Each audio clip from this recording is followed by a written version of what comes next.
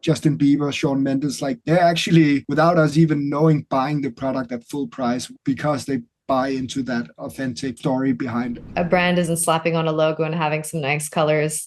It's about the messaging and how you speak and how you present yourself. You can't really copy paste authenticity, but you can scale it. You've just landed on Unfair Advantage, the show for lean teams who want to scale without the bloat, the burnout, or the BS.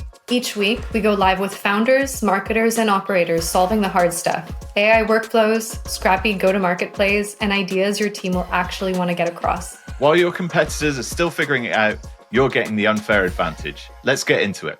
So welcome to this week's episode. This episode is called Brand Before Demand, Building Authenticity Early. So the whole topic is around how founders know that brand matters, but few actually know how to build one. And the result of this is that 90% of early stage spend goes to demand gen, while brand gets left for the later. And research shows actually that strong early brands grow faster, you have lower customer acquisition costs, and you can close rounding funds sooner. Today's guest has scaled multiple brands without losing the creative soul, and he's here to show you how. Joining us is Malte Videbæk, founder of 1255 Studio. His studio is also the team behind Vinny's and a number of lifestyle brands based out of Copenhagen. Malte scaled multiple ventures in parallel, from Copenhagen-based shoe label Vinny's to other high-growth lifestyle plays. He's baking authenticity right into the scaling of multiple businesses. Yeah, we're looking forward to the conversation here. Today, we're going to kind of jump into some pretty cool topics around how we can help B2B brands learn from the B2C plays in brand building and making people feel and make every marketing dollar work harder. So whether your brand lives on Shopify or in an app store or inside a pitch deck, today you're going to learn how to spot and fix the blind spots that really kill growth early, put 3 non-negotiable operational founders in place before scaling, and also build the kind of authenticity that makes customers and even celebrities seek you out, which is really important. Absolutely. So to kick things off, I thought we could start with explaining maybe what is brand authenticity, Malte, because, people who are joining are thinking, maybe I'm not in fashion, I'm in SaaS or B2B, or I'm running an agency. And what's this got to do with me? So Malte, what does brand authenticity mean? It's a great question and a big question. And first off, thanks for having me. It's a pleasure to be here. But what is authenticity? And I think basically it's what really differentiates real businesses from the ones that are just trying. Not that you cannot succeed without authenticity, but I think now more than ever, and especially looking ahead, authenticity will be that key differentiator that just unlocks that extra potential for brands. And authenticity for me in its purest form, I think, is just being about being extremely honest and true to yourself and to the people around you. Like no filter, no hidden agenda, no nothing. Pure, raw emotions. That's authenticity at its core. Nice. Yeah. Quite an existential problem to think about just on your own, even before applying it to your business. Yeah, exactly. And I think one thing in regards to authenticity is like often it becomes something a bit fluffy, but for some, I think, and it's like, how do you measure, or how do you, I need to quantify this, how do I do? And I think, or I know because I've seen that's what we are basically doing across some of our ventures, is like, you can't really copy paste authenticity, but you can scale it. That's definitely possible. Nice. That's really interesting. I'm looking forward to digging into that in this podcast. We're actually going to put a poll live right now. This is a question we'd like to ask you all of. What do you find the hardest part about building an authentic brand is? If you can go in there and answer that question, we'll come back to that later. But yeah, get inside, hit the poll. And the talking points really around this, how can we as B2B brands maybe ignore the pains that have happened in the past and really move forwards? And we'll go into this in detail now of like, okay, most SaaS founders and agencies are taught to measure brand only by CAC. If the ads are converting, the brand's working. I don't necessarily believe in that. We've had problems ourselves with scaling that. So Malte, you've said the best B2C brands like Vinny's don't just market products, they really embed the meaning. So what does that look like for you in practice? I think for me, it's like authenticity isn't a vibe. It's kind of an infrastructure, right? So if we look at let's say Vinny's, right, which is this we do primarily men's shoes, high quality handmade in Europe, and we didn't at all start with ads. Like we started with the founder. It's an amazing guy called Vishil, and basically his personal aesthetic and story before even product, right? The product was not like let's find a product and then put Vishil on top of that. It's the other way around. Let's find Vishil or something or someone who brings that authenticity within something, and what that something is then becomes the product and the story. And that's much easier because it automatically kind of applies into the product, and it's the way because he's also in this case very much kind of the front figure and the face of the brand and stuff, and that means that it's the way he talks about it, it's the way he does things. It's basically that's the way the brand then looks and feels, and then suddenly people just see that raw, pure authenticity and emotion and attach to that. And for Vinny's, as an example, like we see actually more often than you would expect, really influential people buying our products from our website. That like Justin Bieber, Shawn Mendes, like people that are they could ask for anything and people throw it at them for free. They're actually, without us even knowing, buying the product at full price, wearing it because they buy into that authentic story behind. That's at least my conviction. So basically that means kind of embedding this into culture, right? And it does so much more for your long-term growth than any CAC spreadsheet could ever do. Yeah, absolutely. As a marketer, I mean, I can't help but making the connection between authenticity and storytelling. And the storytelling sometimes gets lost in the mix of building your product, growing your business. And like oftentimes you kind of lose touch with that initial origin story, but we all have one. Is that what you're looking for when you partner with businesses and people, and what kind of things jump out at you as part of their story? It needs to be like, for me personally, I need to connect with the person somehow. Like I need to have a genuine respect for the person and their authentic self. And then I think it's just amazing to talk to people that have a vision where you can kind of dissect this is coming from something deep within. Like there's this inner drive that brings whatever it is that person wanna build or has already started building. So I think it's a lot of that, and I think actually I'm sure we could go even more into that because I have this very kind of strict framework that I apply across every founder that we talk to, or potential co-founder. Yeah, we can get into that later.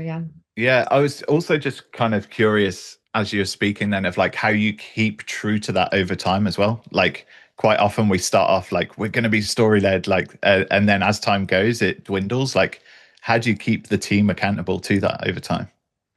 I think that's actually a really tough thing, and I think it came up in the poll you just asked the audience as well, right? And I think there are different ways to go about this, but I think it is really hard. So one thing is everyone needs to be really aligned about not just aligned, but also truly respect the fact that authenticity and brand is so important, even if it's not necessarily as quantifiable as your CAC or whatever else, right? So there needs to be complete buy-in in the team around the value of brand and authenticity. And then you could kind of put in place like monthly customer signal reviews, like looking at different data sources. You could use NPS, and stuff like that, right?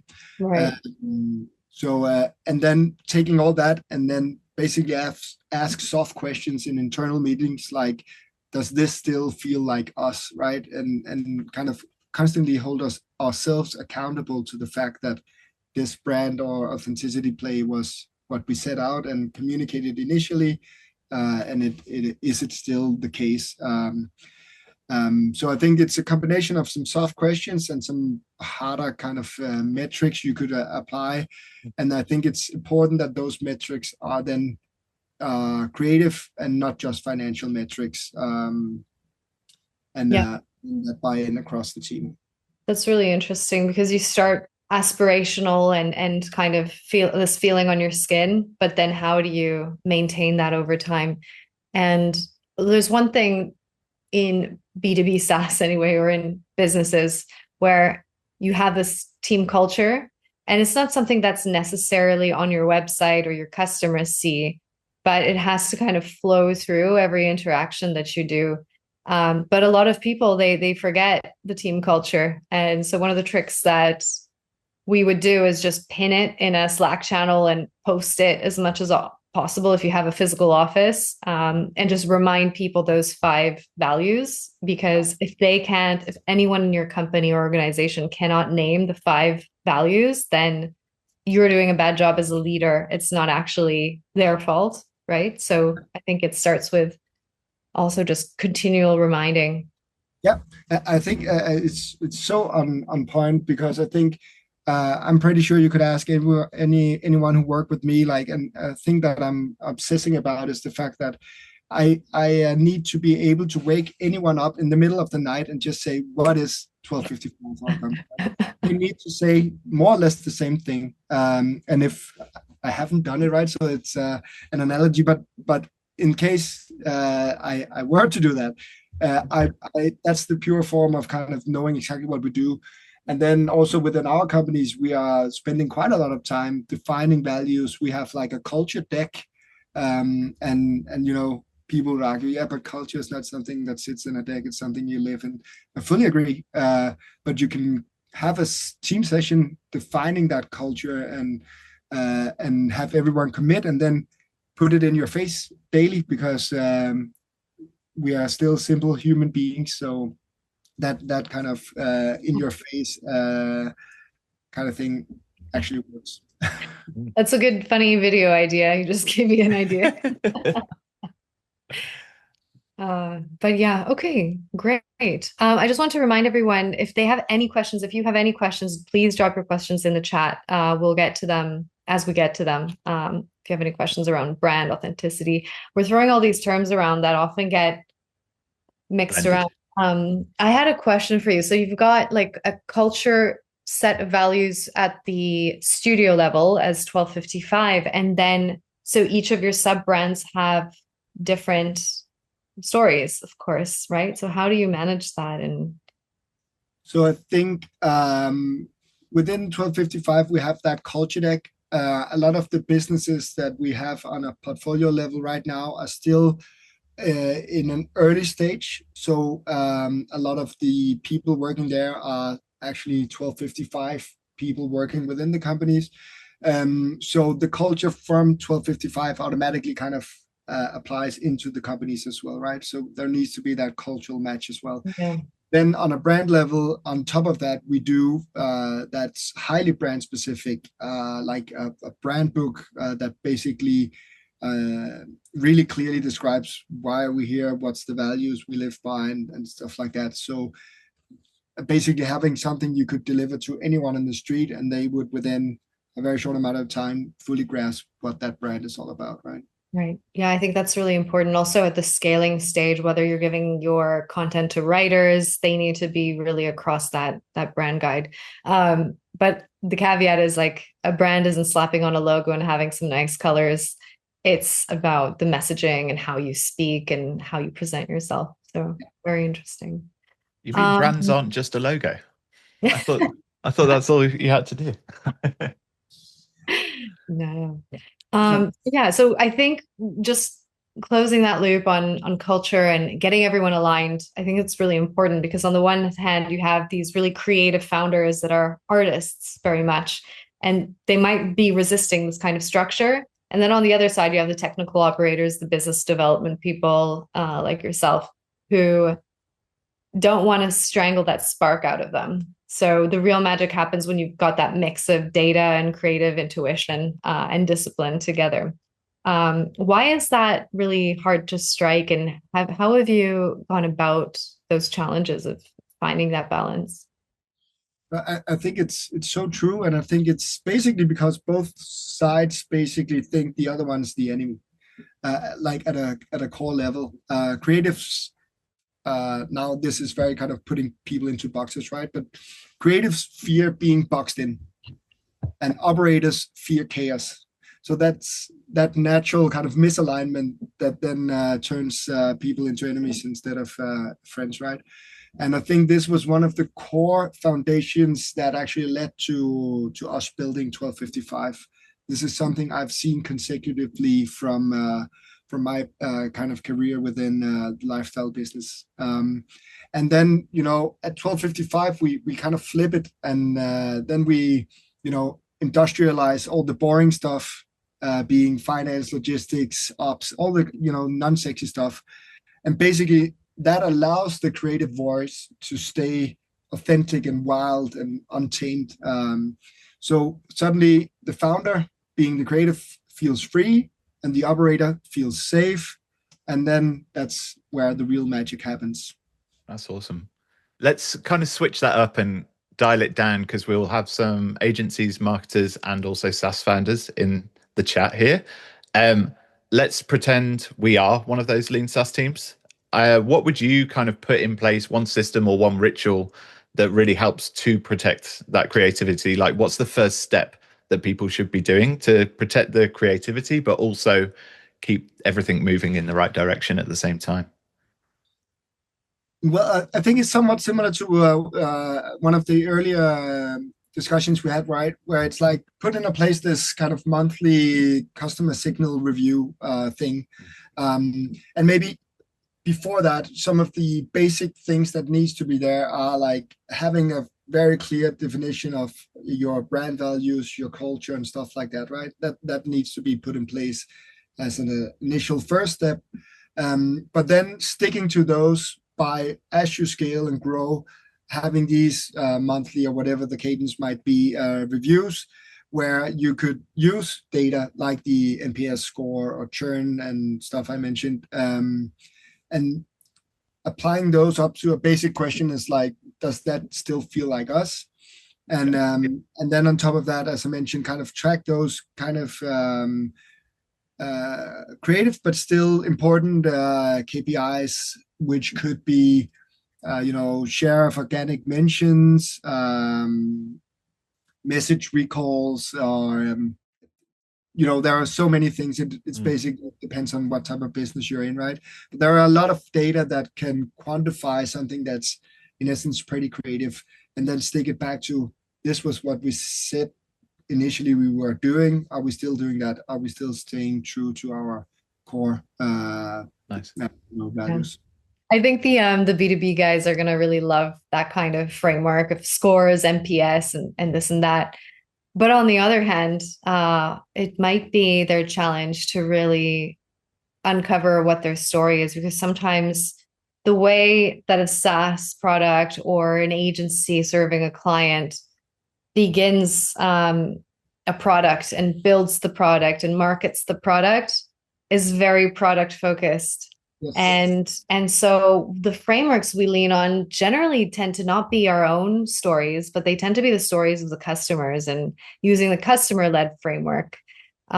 Maybe Mike, I don't know, you could speak to this a little bit. Like how do you keep your story authentic through the customer stories that we're so religiously gathering and working from? Yeah, I mean, for me, I think the big bit here is that I have to be the customer too. Most of us who are building SaaS businesses somewhat resonate with the problems we're trying to solve. And I think for me, that's how I relate it back to the story, is like, why did I get involved here? And you can kind of weave that through everything then.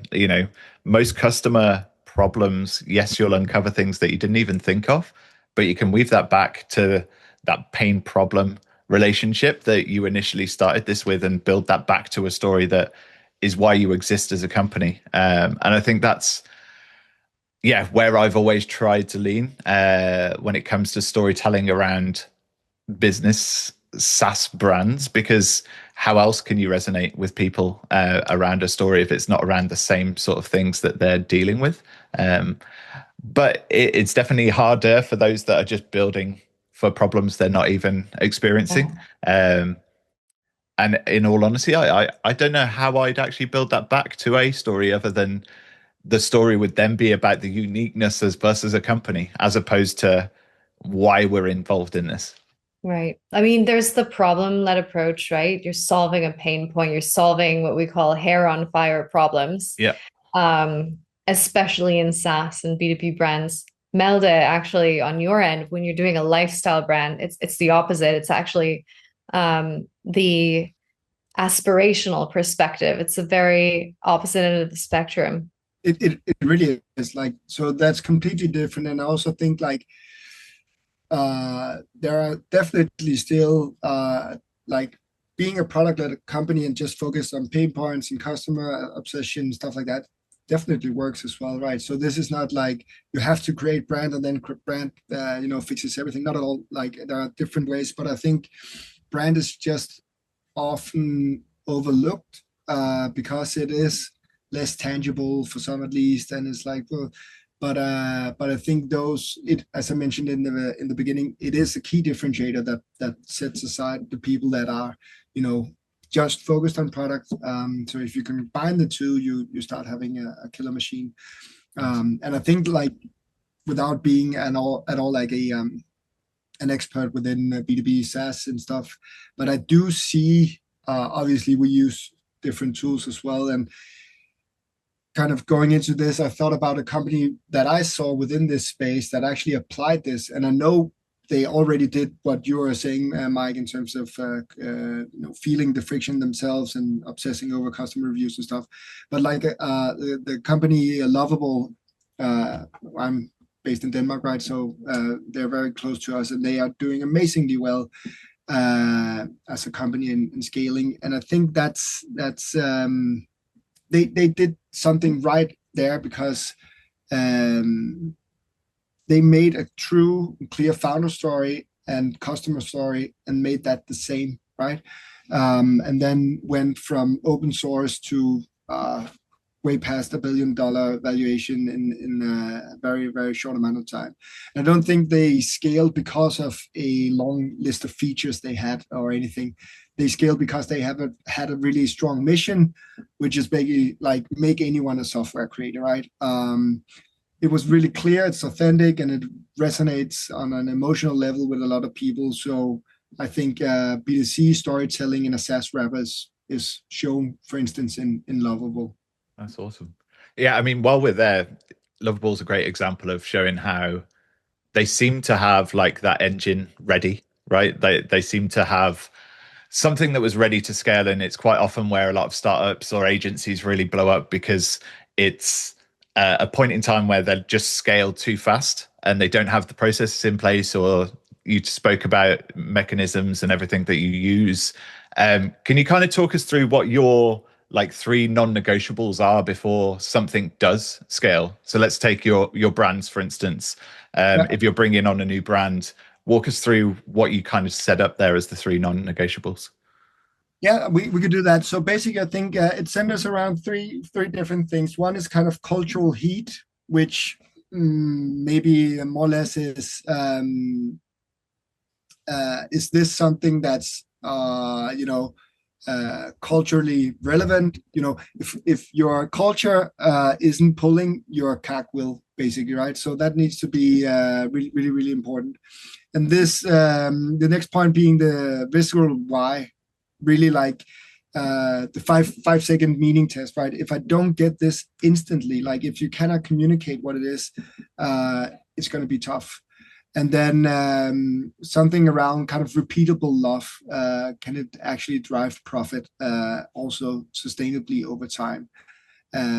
So I think those are kind of the 3 core things that we are looking at, and then we're working with that in different settings and figuring out how we can actually measure this so it doesn't become like soft questions, but how can we also measure whether this is on track and meeting the criteria that we've set out. I'd love to dig into these further just to see like what that actually looks like. So in terms of cultural heat, is the category already buzzing? Is that kind of on par with market readiness and like affinity to the product? It's very much about like making sure that you're tuning into something that's already there is already momentum. There's already like some appetite out there, right? So like an analogy be instead of inventing the ocean, you hitch on to a wave, right?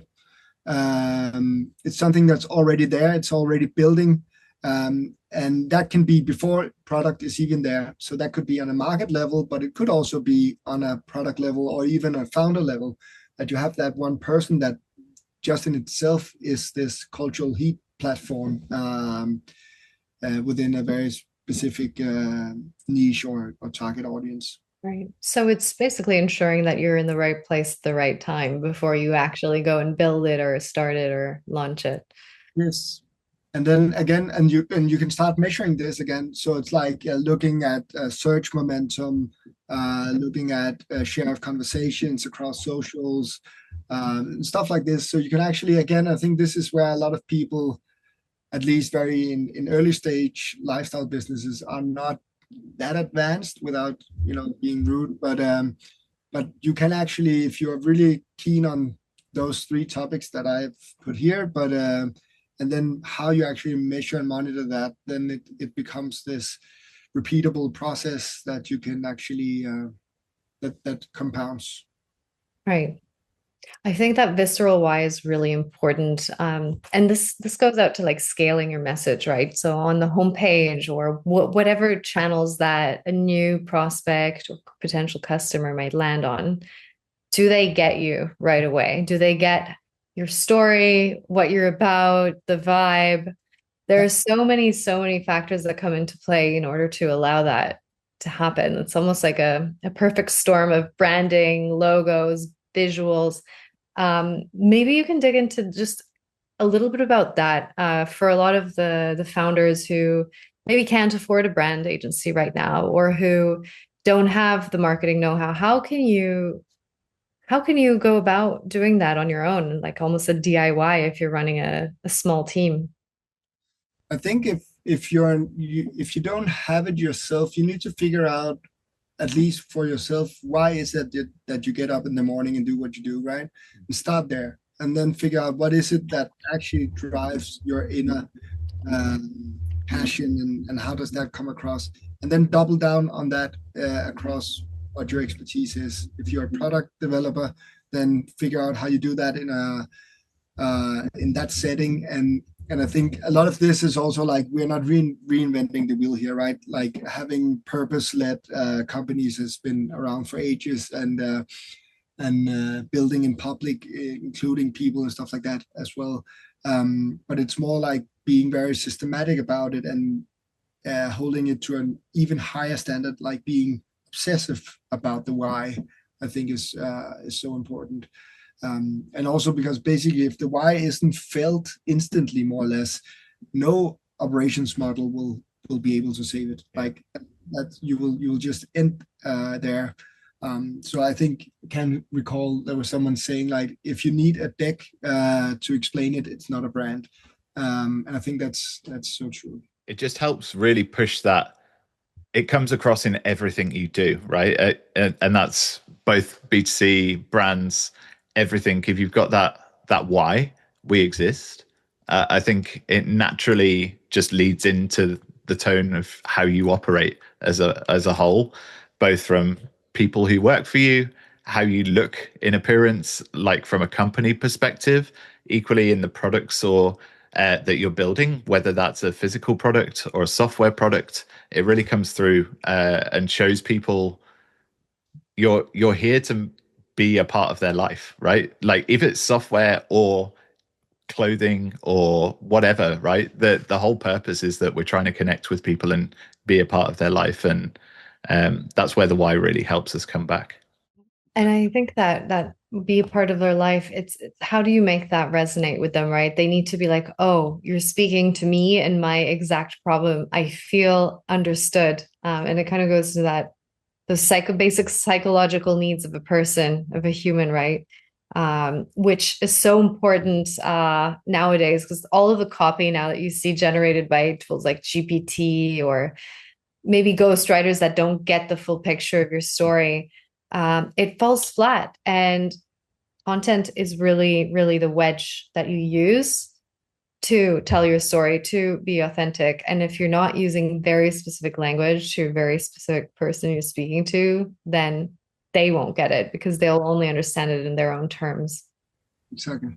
And then also making sure that it's consistent across your platforms, right? So you don't have a brand website that communicates, like landing page says X, and then you have whatever, like PR or SoMe or whatever you use saying something else. Like it needs to be really coherent and extremely clear.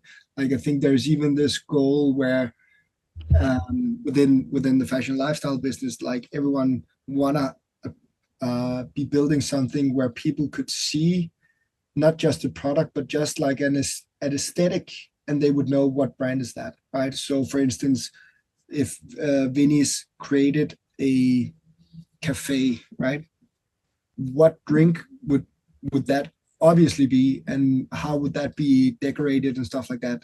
You need to have a brand so strong that even if we were selling a shoe brand, we could go to a restaurateur and say, we want to create a restaurant or a cafe named Vinny's. And he would instantly just get, okay, then I know exactly what it needs to be, vermouth and earthy tones and stuff like that. That's really kind of the end goal on a brand setting.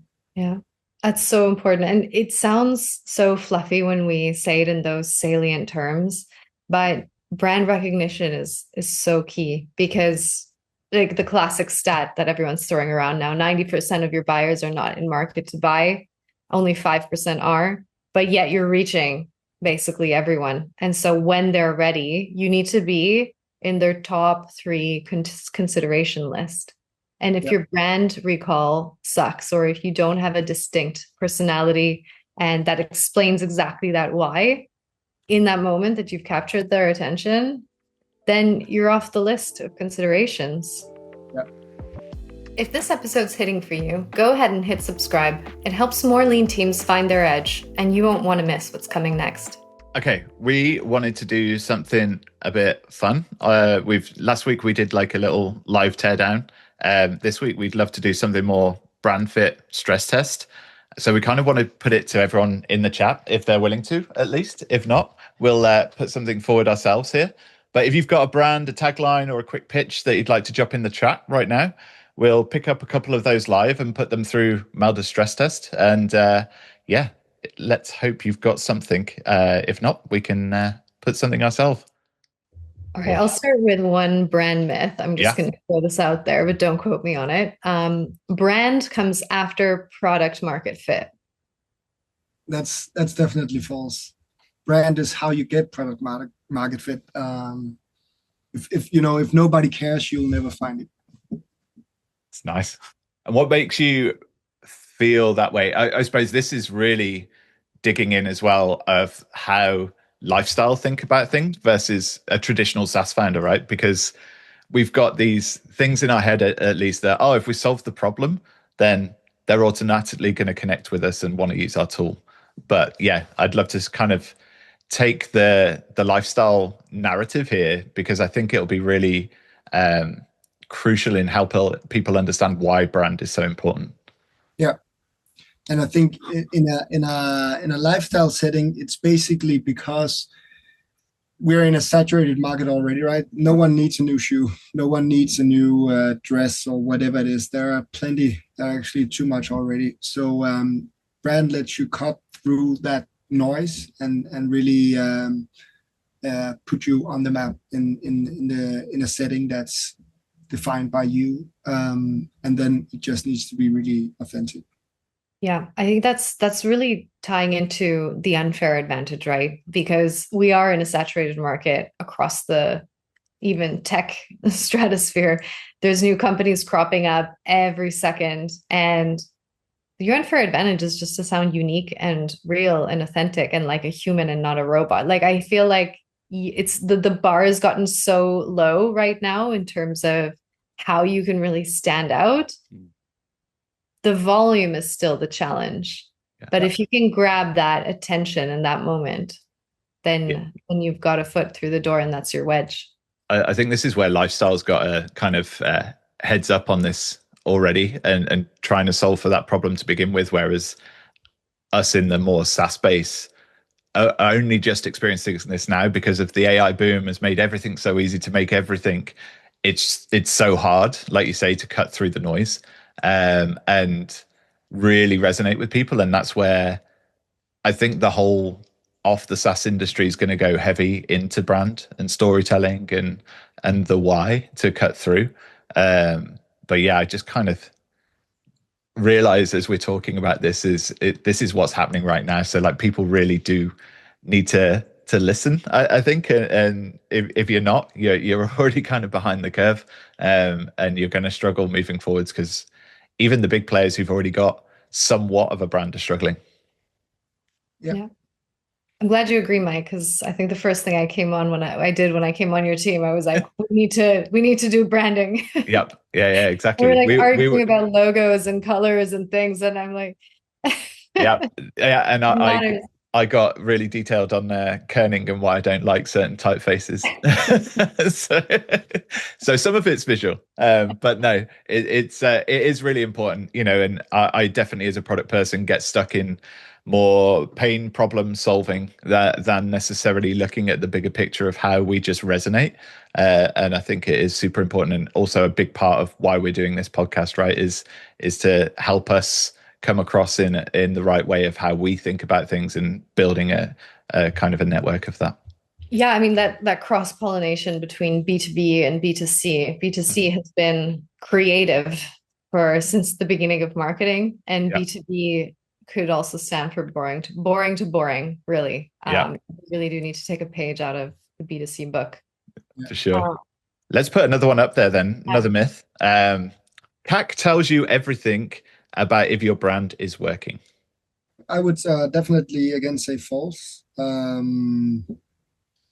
think CAC is more like a receipt. It basically tells you what you paid for the attention, but not whether people actually care. So it lacks something. CAC can be used for a lot, but it definitely is not the indicator to whether or not your brand is working. So Yeah. It ties into like the longer term stuff, like retention, right? Um, Brand will help retain customers for longer. And isn't CAC kind of a myth with like early stage startups, anyways, Mike? Really, because you're kind of making these projections in the long term based off of very little bit of data. Yeah, for sure. And equally, I think it's been overemphasized because investors want to see the figure so much, right? That's what a lot of investors come back to as like a how quick can it grow question is, okay, if I put this amount of money in, the cost of acquisition is this, so it will grow by this. Like that's all they're well, it's not all they're looking at, but it's one of the main questions that they're asking in that. So I think that's equally why in this kind of world, it's people have leaned in heavy there. But it's like what you're saying, Malte, it's paying for the attention and finding what people actually care. Like how do you look at what people actually care about in that kind of question? What are the things that is that a customer conversation? Is that them coming back? Is it like, yeah. it's actually a combination of things, but they're all, as you were saying, kind of in consumer focused and figuring out exactly what's their true opinion about what you're doing, right? And I think what you were saying, like tapping into conversations, just reaching out, basically asking. I think, again, going back to authenticity and being really, it's just like being honest and say, as a brand founder, I can still pick up the phone and, call people and say, hey, you just bought my product. I'm amazed. Tell me about why you did that, right? And spend a couple of hours every week just tuning in. I think it's so important. Are you doing that at an agent? I'm just like leaning the venture studio model of you with your brands into like the agency model of like agencies working with clients. How often are you actually in those calls versus say Virgil or me personally? or someone in the studio level, I suppose? Very often we are involved there, but I think also like whether like within Vinny's, for instance, whether it's Vigil or me, it doesn't matter. Like we represent the same, and we so we would get that same intel and feed it back into the in the company, right? But like from a company level towards our consumers, even if there are like agencies in between, we definitely do that a lot. And I think one thing I recall with Vinny's that I really loved in the beginning was like we had our head office at ground level, so we weren't up on the fourth floor. And then basically what we did was kind of create it as a living room, the space, right? It felt like just going into your own living room. And then we started having just a small level of stock within our office, and then just put a sign out on the street saying, Vinny's is here, we are open, come and get a coffee if you want, basically, right? And then people came in from the street organically and just like had a look and like, wow, is it Danish, or wow, is this, that's the founder, and actually I already have 5 pair, and I love this and this, or like, and you started just having real conversations with your consumers and kind of tracking them into your universe in a very physical setting. And I think it's just so valuable. I mean, events are having a comeback. Look at all the software conferences that are happening now, and it's those micro interactions that you're talking about, Malte, that really make the memories, really. Yep, I'm really pro everything physical, not just on the back of COVID or anything, but like in general, especially now also with AI. And don't get me wrong, I'm a big fan and believer in AI in so many ways, but it just even more underlines kind of some of the basic human traits that are obviously kind of embedded in all of us, and it just like things happen differently in a physical setting, and there is so much beauty and also value in that.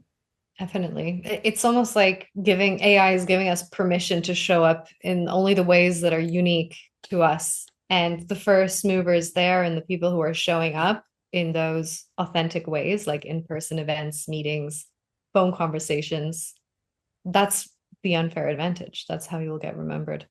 Yeah. Okay, let's move on to another myth. Melody, have you got one that you want to fire out there? So here's a myth. You can't measure authenticity. I'd like to also put this into like the sense of there's so many marketing agencies now that find it really hard to sell this problem, right? That this is ultimately what they need to be doing. But actually putting that onto paper, that a lot of people find it hard to pull that across. So for me, it's super interesting to hear your thoughts here. Yeah, but I think we touched a bit upon it earlier on, but it's like I think in general it's false. Like the myth is false. You can measure authenticity, but it is somewhat tricky, right? I think as I mentioned earlier on, within Vinny's, for instance, right, we started seeing very influential people just buying our shoes with zero deal, right? And I think that's just like measurable proof that okay, there's something there. Why would that person ever do that? or we even had a very famous musician from the US who on our Instagram profile we had made a post, and some customer had written something slightly negative about his belief of our brand or whatever it was, right? We hadn't even seen it ourselves, but then this guy who has zero ties to us besides the fact that he had apparently bought some shoes from us went in and commented and said, more or less, he said, fuck you, this is a great brand because XYZ. And it's like that's proof to me. So it's almost like you're tracking almost the organic growth as well, like brand vision and people coming back naturally in that sense. Is there anything else people can look at as like triggers of maybe smaller things, not necessarily ROI improvements that they could look at? Yeah, and I think it's a bit back to that kind of repeatable love that I had in my three requirements for brands, right? It's like, do we see the on our own channels, like on a D2C level, second purchase rate above X, or do we see again, organic share or media conversations that suddenly picking up and stuff like that. So I do think there is so much there to be measured, but it is definitely depending somewhat on your setting. You just got to look in the right places and you'll find it. Yeah. Even kind of going into the tech, I think like your LTV to CAC ratio is so somewhat an indicator here. For sure. I think, that just in that space, let's bring the next one up, because it's we've kind of already started touching on this anyway through this conversation, but the myth is that B2C brands have nothing to teach B2B. Yeah, I think I wouldn't sit here if I felt like that was true. So I would have to say false. And I think, having a brand, which, as you mentioned, Melody, right, is very much kind of at the core of a B2C business, oftentimes is just crucial for B2B if you want to cut through the noise. And I think there are a lot of examples, like you saw even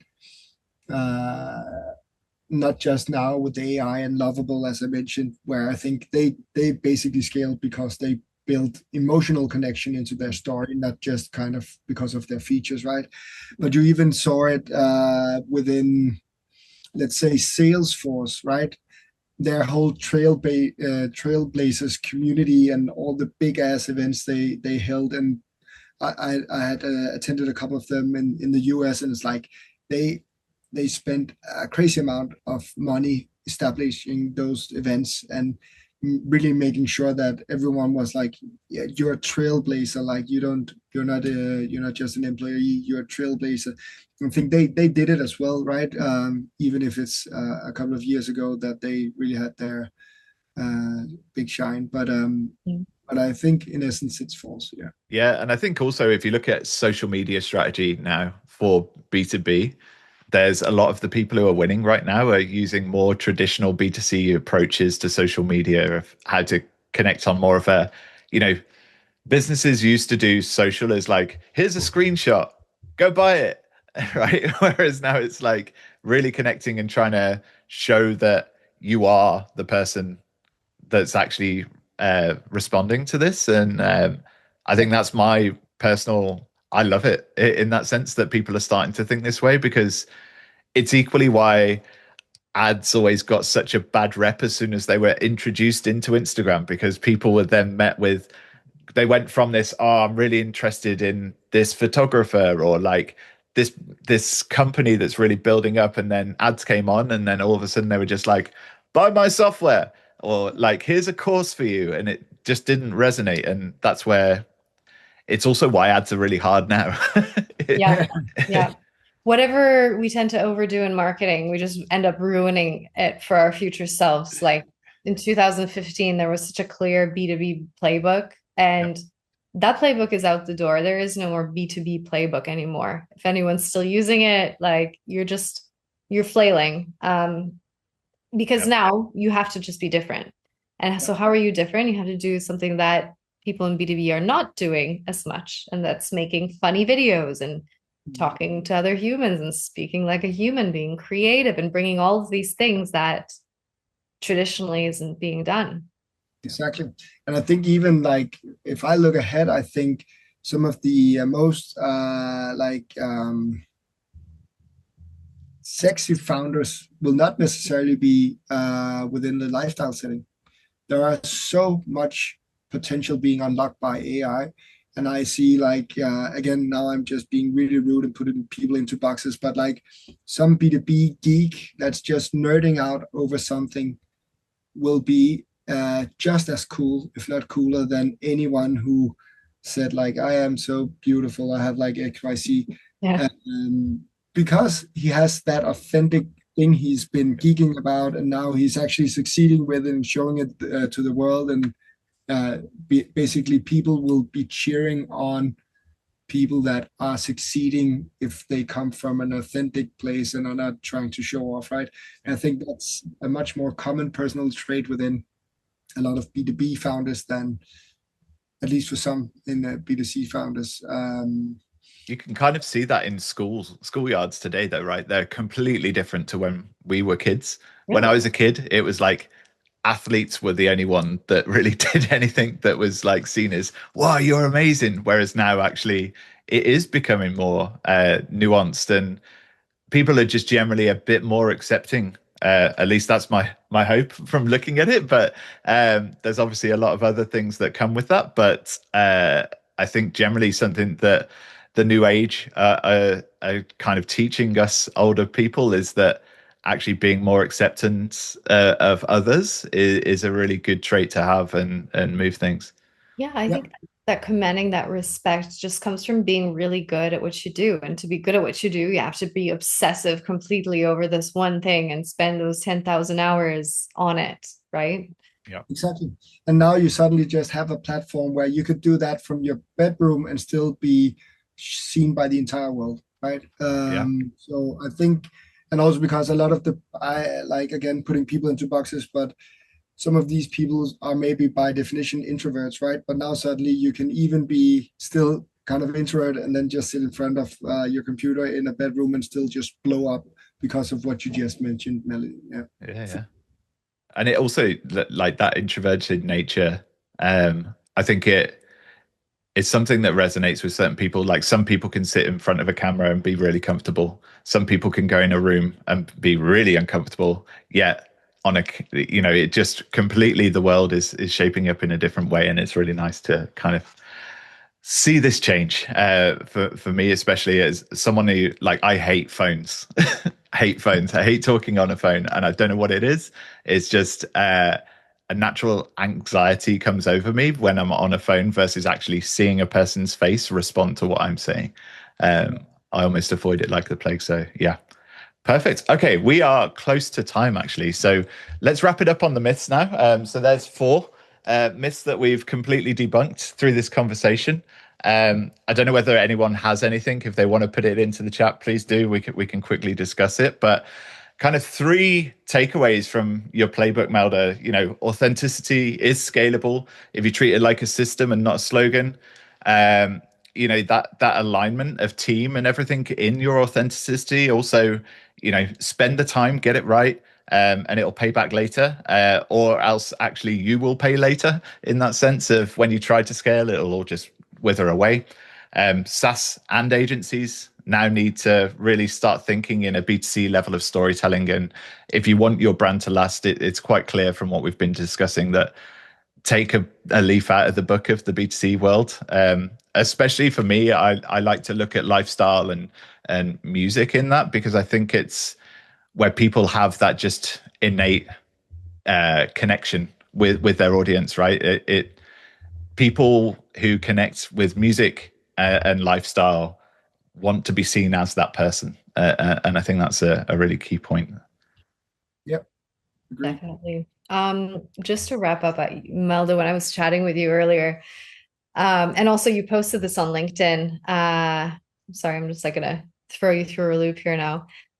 You mentioned a coach or a business mentor years ago asked you a question, like a visualization question, which I think is going to help a lot of the folks who are listening who are like, yeah, I'm like 5 years deep into my product obsession and I forgot my story, or like, how do I even start? Do you remember what that visualization was? And would you like to share that with us?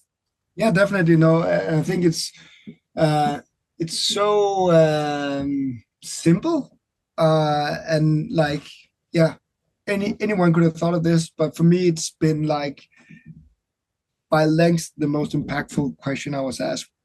Not just because of the question, also because of the timing and the setting. But so basically, in my early career, my first kind of real job, I had this amazing manager who knew that she had given me much more responsibility than basically I had proved beforehand that I could lift. And as part of kind of encouraged me, she had put me together with a coach. And the coach at the time was kind of coaching, C-level execs from some of the biggest companies in the world. Like even the prime minister had been coached by this guy. So I was there in my early 20s, was like, wow, I'm here. And this is that oracle kind of thing, right? And we went walking here in Copenhagen around the lakes. And like the first thing he says, there was like a hi, I'm this guy, nice to meet you. And then now we are at your funeral, you're laying in the ground looking up, who's there and what are they saying? And I would just recall like, I think I stopped walking and like, and I can't recall in detail what I said right then and there, but that was something I took home after that day, and I ended up obsessing over it and writing it down. And it led me to kind of define some core things that were my key values, and also some objectives that I set for myself for like later on in my life, from at age 25, age 30, and so on. And it's been crucial in kind of steering me in my direction. So I think anyone in their career, not just if you're an entrepreneur building your own company, but just kind of going through life, you're meeting these different places where you need to go this or this way, right? You're forced to make a decision. And for me, I've had in a professional setting 2 or 3 of those that had a huge impact on my career. And I was able to take the decision more or less on the spot without hesitation, because of being very clear about the answer to that initial question, right? So I think it's a beautiful, simple question, probably the first one in a How You Coach book, but it's beautiful because it makes you reflect on what is it that you believe is most important to you, like what are your true values, and then applying them in a very long-term setting. And that is the kind of authenticity we're talking about, folks. Yeah. I think the bottom line is, if you want to have an authentic brand, you need to dig a little bit deep and ask yourself the why before you can get started. Amazing. I agree. Huge thanks, Malte, for joining us. Malte, co-founder of 1255. Check out his website. We will drop it in the chat as well. It's been great having you on. Yeah, thanks, Malte. Really appreciate it. And next week, if you want to join us again, we're joined by Kevin from Atlas People. Actually, it's not next week; it's in 2 weeks' time. So we'll follow up. The invites will be auto-corrected for you. But yeah, we're going to go deep on finding the right talent for your team and upskilling the team. And this is something we use Kevin's services all the time. I know Malte's used Kevin's services in the past as well. It'll be a really good one for you to dig into, because we dive into everything from psychometrics and all of that sort of stuff that really helps you find the right person going forward. Oh yeah, especially now when we're struggling so much to upskill our existing teams and find the right talent. So join us next time, and thank you so much. Perfect. Thanks, everyone. Bye-bye.